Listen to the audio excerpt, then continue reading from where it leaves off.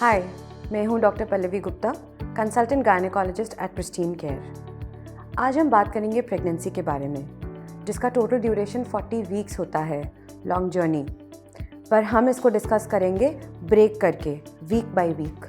हर हफ्ते में मदर को क्या करना चाहिए, क्या नहीं करना चाहिए, बेबी का डेवलपमेंट कैसा हो रहा है, नहीं हो रहा है, क्या प्रिकॉशंस लेने चाहिए, क्या खाना चाहिए, क्या नहीं करना चाहिए, इसको हम डिटेल में डिस्कस करेंगे इन द कमिंग वीडियोस। इस वीडियो में हम बात करेंगे पहले और दूसरे हफ्ते प्रेगनेंसी के फर्स्ट 2 वीक्स के बारे में। इस समय आप प्रेग्नेंट नहीं हैं, पर हम यहाँ से काउंटिंग शुरू करते हैं। जब पेशेंट प्रेग्नेंट होता है तो उसकी प्रेगनेंसी ड्यूरेशन को हम कैलकुलेट करते हैं उसकी लास्ट पीरियड्स की फर्स्ट डेट से, जिसको हम LMP कहते हैं, last menstrual period, first day of the last menses. वहाँ से हम कैलकुलेट करना शुरू करते हैं। ये 2 हफ्ते में आप प्रेग्नेंट नहीं हैं, लेकिन आपकी बॉडी अपने आप को प्रिपेयर कर रही होती है प्रेगनेंसी के लिए। जैसे कि आपका फर्स्ट डे हुआ पीरियड्स का, वहाँ से एक एग आपकी ओवरी में बनना शुरू होता है।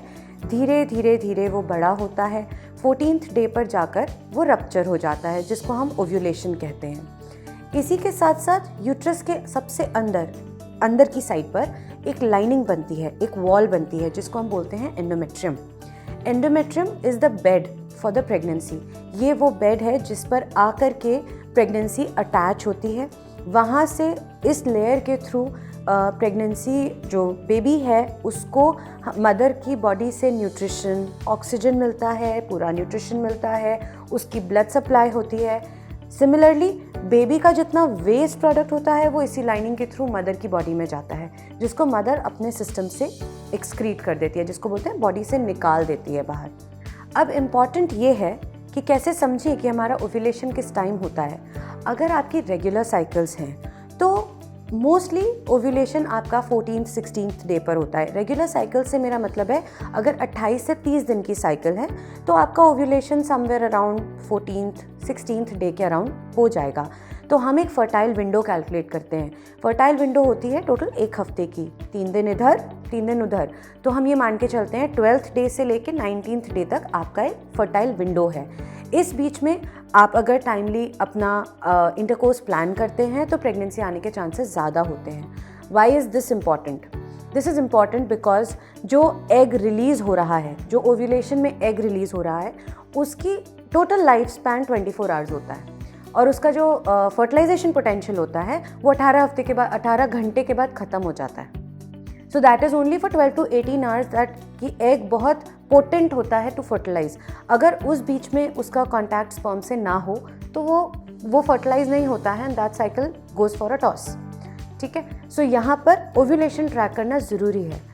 जिन लोगों की साइकिल्स रेगुलर नहीं है, बहुत अनप्रिडिक्टेबल हैं, लॉन्ग साइकिल्स हैं, उनमें ओव्यूलेशन ट्रैक करने के दूसरे तरीके होते हैं। इट वुड बी बेस्ट अगर आप अपने गायनेकोलॉजिस्ट से मिलकर उन तरीकों के बारे में समझें कि आपका ओव्यूलेशन किस तरीके से ट्रैक हो सकता है, आप अपनी प्रेगनेंसी किस तरीके से प्लान कर सकते हैं। अब बात करते हैं इस बारे में कि इस ड्यूरेशन में आपको किन चीज़ों का ध्यान रखने की ज़रूरत है। नंबर 1, आपकी लाइफस्टाइल बहुत हेल्दी होनी चाहिए। हेल्दी लाइफस्टाइल का मतलब ये नहीं होता है कि आपने हेल्दी खा लिया। हेल्दी लाइफस्टाइल का मतलब होता है टाइमली सोना, टाइमली उठना, एक रूटीन होना, स्ट्रेस ना होना, या अगर स्ट्रेस है तो उससे डील कर लेना so that you don't carry that stress forward.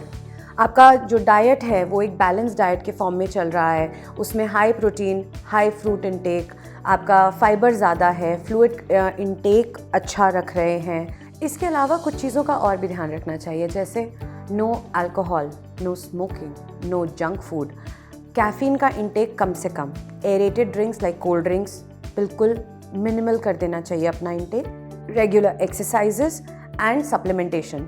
Supplements में क्या क्या ज़रूरी है? फोलिक एसिड सबसे इम्पॉर्टेंट, क्योंकि ये बेबी के ब्रेन डेवलपमेंट के लिए बहुत इंपॉर्टेंट होता है। मदर में अगर इसकी डेफिशिएंसी है तो बच्चे के ब्रेन डेवलपमेंट में प्रॉब्लम आ सकती है। अगर आपके अंदर B12, विटामिन D3 की डेफिशिएंसी है तो उसके सप्लीमेंट्स भी आपको स्टार्ट कर देने चाहिए। बेस्ट होता है कि आप प्रेगनेंसी प्लान कर रहे हैं तो उससे पहले एक गायनेकोलॉजिस्ट से मिल लें। आपकी एक प्री कंसेप्शनल काउंसलिंग कंसल्टेशन हो जाती है, जिसमें आपको इन सभी चीज़ों के बारे में बड़े डिटेल में बता दिया जाता है। कुछ एडवाइस टू बी फादर्स के लिए। फादर्स को ऐसा लगता है कि प्रेगनेंसी में उनका कोई रोल नहीं है, इसमें तो मदर का रोल है, she has to be healthy, father को क्या करना है। बट वी फॉरगेट, जैसे मदर से एग आता है वैसे ही फादर से स्पर्म आता है। अगर फादर की लाइफस्टाइल या फादर की किसी प्रॉब्लम की वजह से स्पर्म क्वालिटी ख़राब है तो फिर प्रेगनेंसी में प्रॉब्लम आ सकती है, ये कंसेप्शन फेल भी हो सकता है। So it is very important कि फादर्स भी, to be fathers, also maintain a healthy lifestyle, a balanced diet. They also should avoid alcohol, smoking, tobacco chewing. अगर इस तरीके की कोई हैबिट रह चुकी है तो अपने डॉक्टर से कंसल्ट करके कुछ सप्लीमेंट्स, कुछ एंटीऑक्सीडेंट्स पहले से शुरू कर देने चाहिए, जिससे स्पर्म क्वालिटी इंप्रूव हो जाती है। तो ये थी कुछ चीज़ें फर्स्ट और सेकेंड वीक ऑफ प्रेगनेंसी के बारे में। अगर आपके कुछ डाउट्स हों, क्वेरीज हों या कुछ भी आप एक्स्ट्रा इस बारे में जानना चाहते हो तो हमें कमेंट बॉक्स में ज़रूर बताएं। Thank you. Book your appointment on pristinecare.com. Pristine Care.